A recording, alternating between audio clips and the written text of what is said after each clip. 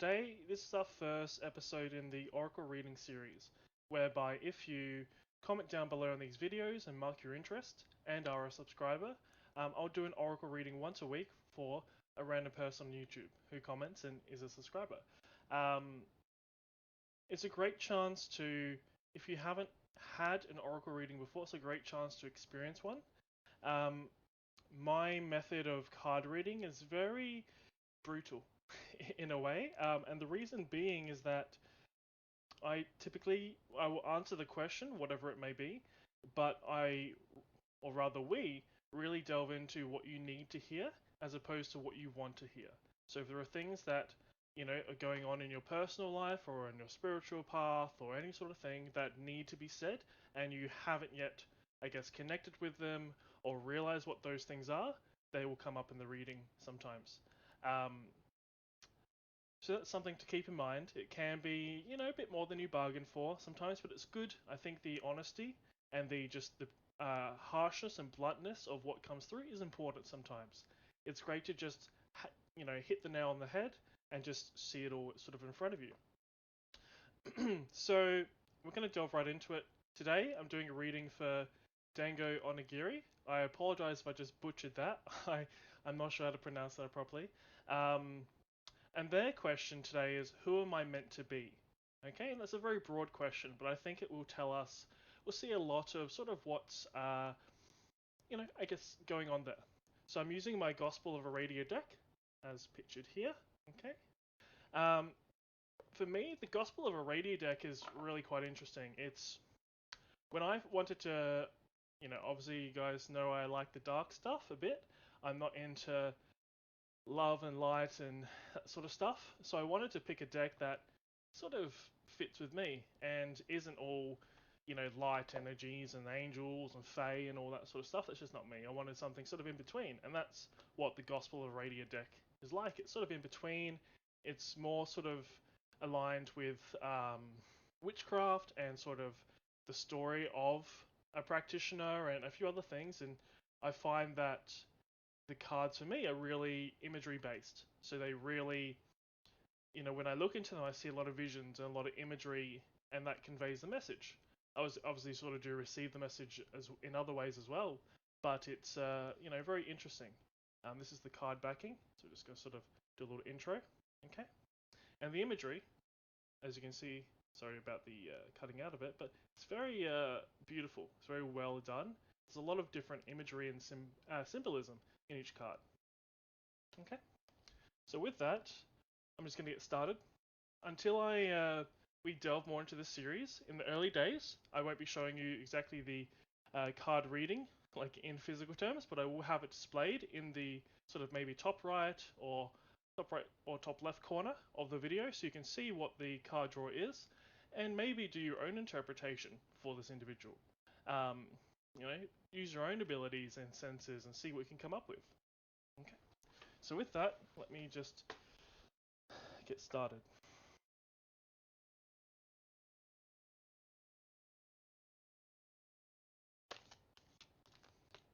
Let me adjust this.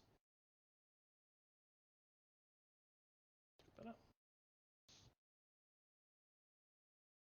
All right.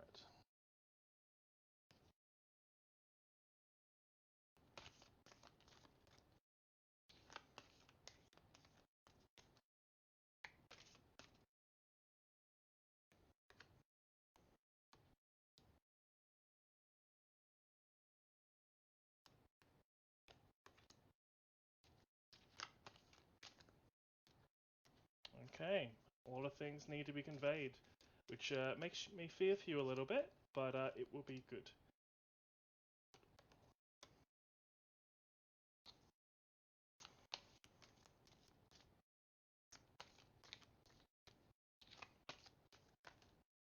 Oops.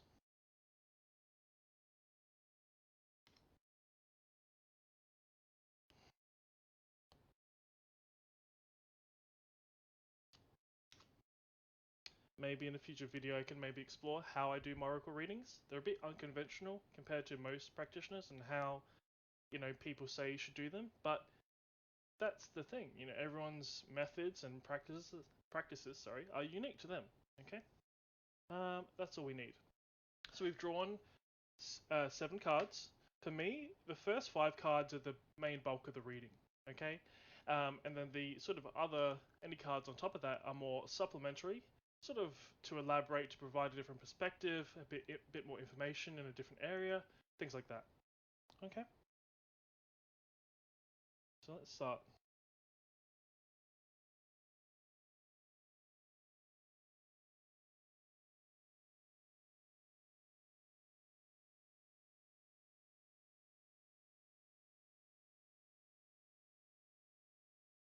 So the first card we've received is the inverted Strager card. This card really conveys to me the fact that you're on a pilgrimage, you're on a journey. Okay, a lot of your powers and a lot of your abilities have been consensually locked away. To embark on this journey, you've decided that you must start anew. So rather than starting as your true self or the soul, you've embarked on this incarnate lifetime in a bid to start anew, so that you might become a different person. You might find yourself again. Your answer for who I am or who am I meant to be would change. And that's sort of the point. When we incarnate, we come into this lifetime with lacking our memories, our energies, our abilities, our bits and pieces, in order to embark on a new life, to start afresh, to start new, to challenge ourselves in unique ways, to learn new lessons, to, I guess, really, see what the life brings. Okay, to treat each new lifetime like a whole new lifetime, a whole new person, a whole new reason for being. A lot of your abilities are purposely sealed away and prevented from rising to the surface. Um, and this was done consensually and willfully. Okay, it wasn't something that was forced upon you. It was a decision that you made a long, long time ago. It's something that you had been thinking and contemplating for, or rather contemplating uh, for a very long time. Um, So there is great power and great capability and potential within you, and spiritual prowess, etc. But it's locked away by your own hand, which will be frustrating for you as a spiritual practitioner. To delve into that, it will take some effort, and your soul may block you at each turn. They may sort of allow you to regress certain aspects and to tap into certain things, but they will still prevent the bulk of it from rising to the surface. Um, okay, so there's a lot there, but we'll move on.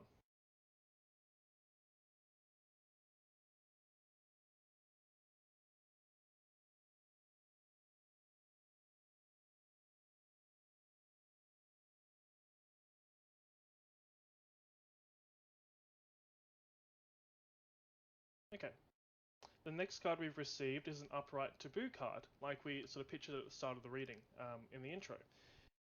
This card really it conveys a lot of different things, but really its emphasis is on your self-identity. So on how you see yourself, what kind of person you think you are, your own perceptions of self, um, a little bit of others' perceptions of you, but it's mainly about you and how you see yourself, what you think you are, whom you think you are, etc. A lot of this will change very rapidly. You'll go through a lot of different periods of time where you're unrecognizable. You don't recognize yourself, you have no sense of self because you haven't yet discovered who you are. You're embarking on this journey to find out who you are, to discover who you are, to make a new person, to form a new sense of self that isn't there right now. And that's kind of why, for you, you might feel that you're confused or in the state of you don't know where you are, you don't recognize your surroundings, there's so many paths in front of you, but you don't know which one to pick. All these sorts of, I guess, imagery based things, but also paths and conflicting situations because you're yet to form anything related to yourself. You are yet to be, or rather figure out who you want to be. And that's the same for your soul. The soul doesn't know who you want to be. You are forming a new person based on what's happening in this lifetime, who you're meeting with, who you're engaging with in whatever kind of relationship or connection it is, um, and what you're learning and what you're just experiencing in general. Um, you will also, a lot of your I guess, sense of self and your journey, like we've just spoken about, will be to break taboos. Okay, to break the mold, to break what society sees as normal and or right or wrong. Okay, you're going to break through that. You're going to break past those walls and boundaries, and decide for yourself what is right and wrong, what is taboo and what isn't, what is acceptable and what is not. That's something that you will really explore and delve into on your journey. Um, and this both applies to self-identity, sexuality, all those sorts of things, but also spiritual practice, the soul, um, magical practices, um, relationships. It's very broad, but it will really tie into a lot of that sort of same subject matter in a way. Okay.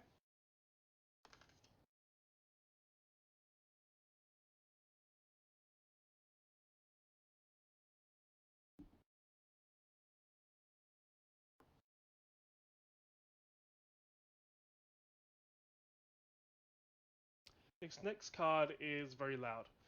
Um, this card is our third card rather is the inverted divinity card. It is your divinity, your power, and what you are in soul that will damn you. It is that is what will be the obstacle because you will be trying to reach for what you believe yourself to be and what you are in soul. But the point of this lifetime is to not be that person, to not be that what or that entity. It's about being a new person, a new entity, a new you've embarked on this journey to reform and recreate yourself basically, and it'll be that power and that sort of intoxication or that sort of effect of what you know yourself to be will be right in front of you, and it will lure you in and you'll be so pulled to it. But that will be the obstacle, because how can you recreate yourself if you just fall back into old plans and old sense of self? You need to break away from this sense of divinity and that power and that what you are in soul to be a new person. Okay. um, so yes, there is power there, but it will hold you back. You need to break away from the past and focus on the present and the future. Who will you be? Who do you want to be? Um, what do you feel drawn to? What's inside here? What makes sense? And of course, the past will come into play and help shape who you are. But it shouldn't be the only thing. You should be embarking on a journey that, I suppose, how can I convey this? Embarking on a journey that is formative. Something that, as you progress through this lifetime, it becomes more and more clear. You're building your sense of self based on who you are, what you're doing, and all the bits and pieces from this lifetime, rather than just the past and your past lifetimes. Okay? Let's move to our fourth card.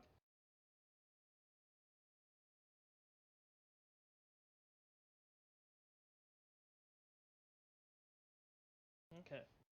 Our fourth card is an upright dreams card. You are a dream walker. There's more to this card than just this, but this is sort of the big takeaway. You have the latent ability of a dream walker. A dream walker is someone, and we've covered this in the Patreon, but it's someone that can access, change, and alter the dream state and subconscious or consciousness of others. You can tap into it, manipulate it, affect it, do what sort of, well, not do what you want with it, but affect it, both your own and that of others. A dreamwalker is very powerful. They can access many different depths and recesses of the mind, of this, the consciousness as a whole, not just conscious mind, but subconscious and everything in between. Um, change thought patterns, change their dreams, make them realize things, instigate great change within people through the means of the dream, or rather, through the means of being a dream walker. Apologies.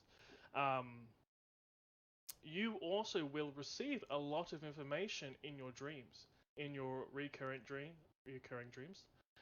in your random dreams. There'll be a lot of detail there, almost like visions encapsulated in these dreams that will, I guess, convey a lot of what you need to hear, a lot of what you need to know, and a lot of what you need to remember from the past, but also to grant glimpses into the future, into the present, into other timelines concurrent to this one, things like that. So it will be the gateway for you, a door rather, to many, many things. Okay, so pay attention to your dreams. A good way to start is a dream journal. So just writing down what you dream about and what comes through. Um, and um, I can help you sort of with the dream walker stuff as well. Okay, move to our fifth card. This one's interesting, and I think you're really gonna put this one together. Okay, our fifth card is an inverted, the masculine. Okay, what this card conveys to me is that you are very masculine in soul. You have a lot of masculine energies. Now, when we talk soul and genders and sexes and everything in between, it's very loose. We don't really have the same sort of hiccups and reservations like we do on Earth about trans or LGBTQI plus, etc. There's not really that sort of hang up. Really, it's just there's entities that can be both masculine and feminine, have both forms, and with the both features and such. There's entities that have neither. There's entities that have all different sort of amounts of each and different things. But you are very masculine, and your soul is masculine, has a lot of masculine energy. I apologize for doing this on an online video, but since you find yourself in a feminine vessel, incarnate vessel, that might be a point of contest for you because obviously you're in a female vessel and you have to deal with the things of the female or being feminine, but you can still allow those masculine energies to come out. You can embrace them and experience them because it doesn't matter what form you take. We all have these different aspects, feminine and masculine, and everything in between. Let it flow.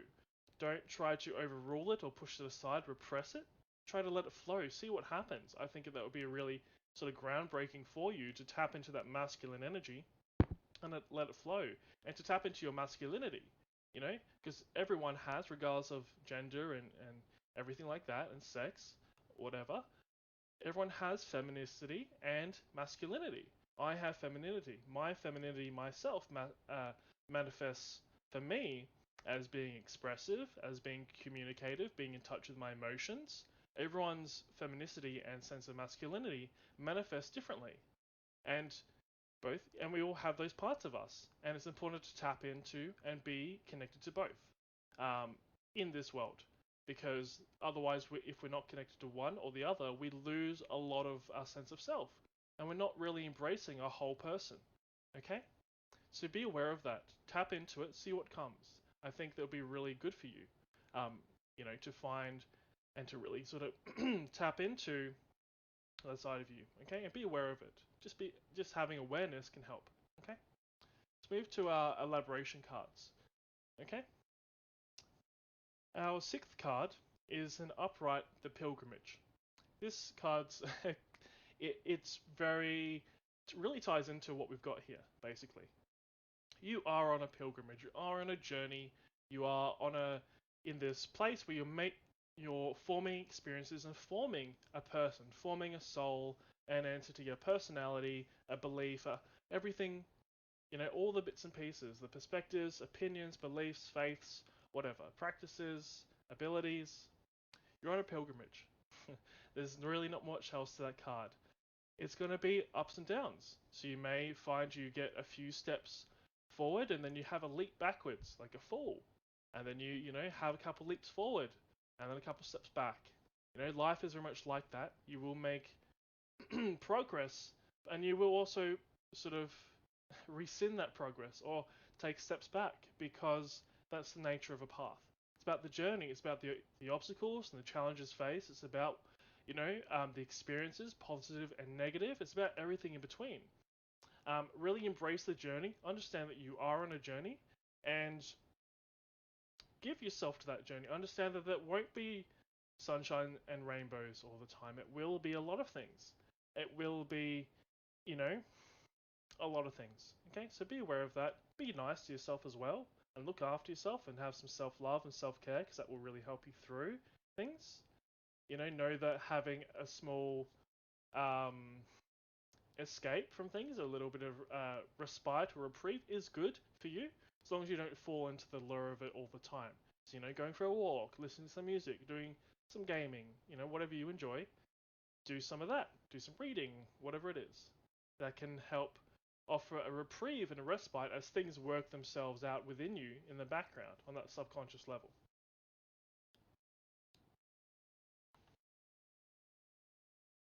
Okay, this card is also very much on the money. We have received our seventh card is an inverted reconciliation card. You will struggle to reconcile all these warring aspects of yourself, your divinity, or rather your power, and what you are in soul, the masculine energies, the fact that your ability is locked away, the taboo, the dreams, the journey, all these things you will struggle to reconcile. For me, reconciliation isn't necessarily about changing what's there. It's about saying, I see you, I accept you, and I embrace you. You're a part of me, whether I like it or not. And that applies to both to both the positive and negative aspects of ourselves, or what we deem positive and negative. Um, Learn to accept and embrace. Learn to say that's a part of me, and although I don't like it right now, it's there. And if you once you've done that acceptance and embracing process, you can then work to change it. Self betterment, growth. Try to make that, like the blacksmith tempers the sword on the anvil to make it better and sharper and stronger. You too can do the same with those parts of yourself. Make them better. Make them more positive. Make them to your benefit rather than detriment. Okay?